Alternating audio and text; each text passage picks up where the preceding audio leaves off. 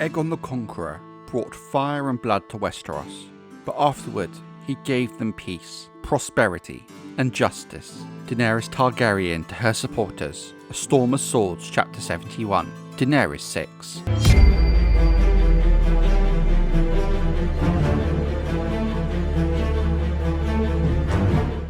King Aegon I Targaryen, Aegon the Conqueror, was rightly a warrior of great renown and reputation, the greatest conqueror in the history of Westeros. He achieved what many thought impossible, the unification of Westeros under one single High King, save for the thorn in the side that was Dorne. While for the most part this is a fair assessment, many believe his most significant accomplishments came during times of peace, especially after the conclusion of the First Dornish War. A common saying often cited in the history books in the Citadel of Old Town is that the Iron Throne was forged with fire and steel and terror, but once the throne had cooled, it became a seat of justice for all of Westeros. The reconciliation and joining of the Seven Kingdoms together under House Targaryen's rule was the keystone of Aegon I's policies and politics as king. He needed to ensure this new kingdom was built to last generations and would not just fall to pieces after his death. To this end, he made great effort to include men and even a few women from every part of the realm in his courts and councils. His former foes were encouraged to send their children to court, to the growing city of King's Landing, the heart of this new Westeros. Chiefly, his aim was for the lords to send younger sons and daughters, as most great lords desired to keep their heirs close to home. The boys would serve as pages, cupbearers, and squires, the girls as handmaidens and companions to Aegon's queens, Visenya and Rhaenys. In King's Landing, in the cavernous, smoky Aegon fort, they witnessed the king's justice at first hand, and were urged to think of themselves as leal subjects of one great realm, not as Westermen or Stormlanders or Northmen. But in truth, it would take centuries to unpick such a deeply rooted mindset, and while in time progress would be made, those divisions would still linger to some degree. What has love to do with marriage? A prince should know better. Your father married for love, it said. How much joy has he had of that? Jaehaerys Drinkwater to Quentyn Martell, A Dance with Dragons, The Queen's Hand. The Targaryens also brokered many marriage pacts between noble houses from far ends of the realm, in hopes such alliances would help tie the conquered lands together and make the Seven Kingdoms one. Given the social structure of the former individual kingdoms, most houses tended to marry within their own kingdom. There were of course matches often made with neighbouring kingdoms, but this was far from the norm. Aegon's queens, Visenya and Rhaenys most of all, took a great special delight in arranging these matches. Through their efforts, the young Rhaenyl Arryn, the Lord of the Eyrie, took a daughter of Torrhen Stark, the Lord of Winterfell, to wed, joining the Vale of Arryn and the cold, hard north.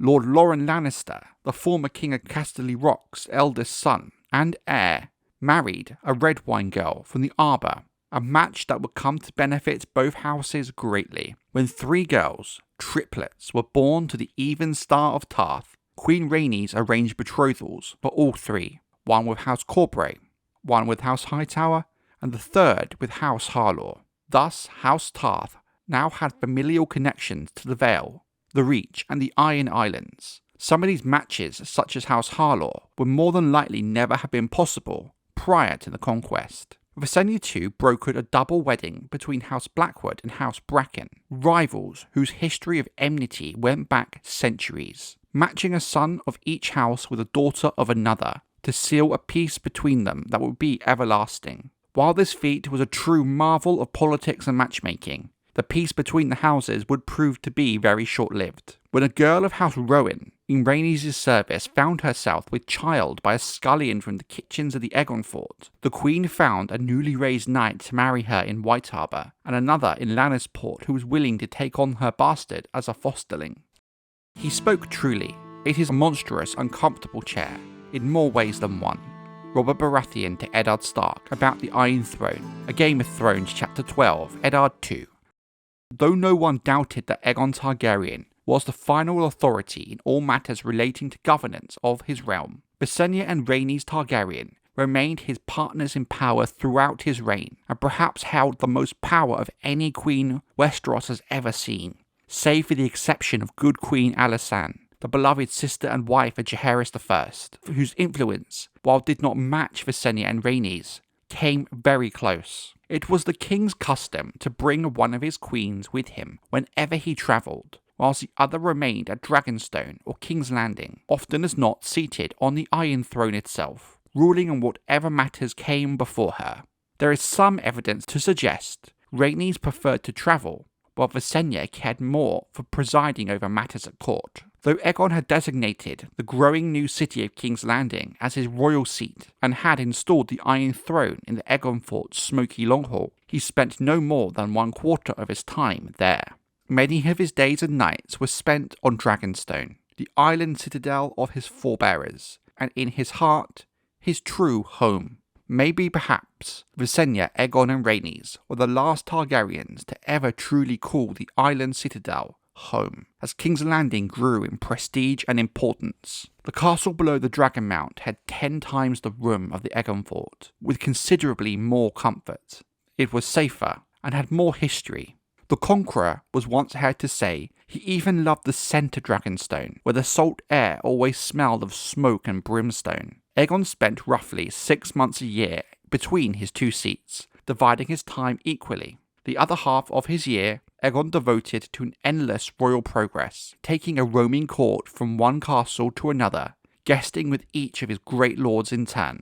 Goldtown and the Eyrie, Harrenhal, Riverrun, Lannisport and Casterly Rock, Craigcourt, Old Oak, Highgarden, Old Town, the Arbour, Hornhill, Ashford, Storm's End and Evenfall Hall all had the honour of hosting Aegon countless times. But Aegon could and would turn up almost anywhere, sometimes unexpectedly, with as many as 1,000 knights, lords and ladies in his entourage. He journeyed 3 times to the Iron Islands, spent a fortnight in Sisterton in 19 AC, and visited the north 6 times, holding court 3 times in White Harbour, twice at Barrowton, and once at Winterfell, the seat of House Stark, on his very last royal progress in 33 AC. It is better to forestall rebellion than put them down, Aegon once famously said when asked the reason for his journeys. A glimpse of a king in all his power, mounted upon Balerion the Black Dread, attended by hundreds of knights glittering in silk and steel, did much to install loyalty in restless lords.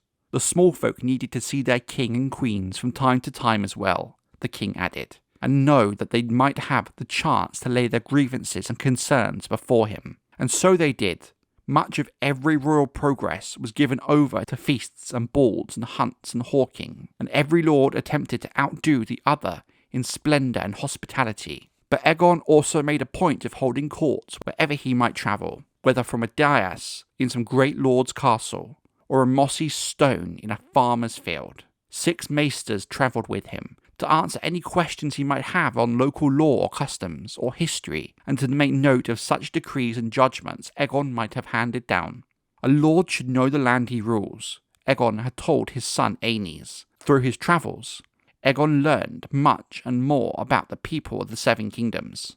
Each of the conquered kingdoms had its own laws and own traditions. King Aegon did little to interfere with those. He allowed his lords to continue to rule much as they always had done, with the same powers and prerogatives. The laws of inheritance and successions remained unchanged. The existing feudal structures were confirmed. Lords both great and small retained the power of pit and gallows on their own lands, and the privilege of the first night, wherever that custom had formerly been, prevailed. All this and more truly started to bring the 7 kingdoms together as one.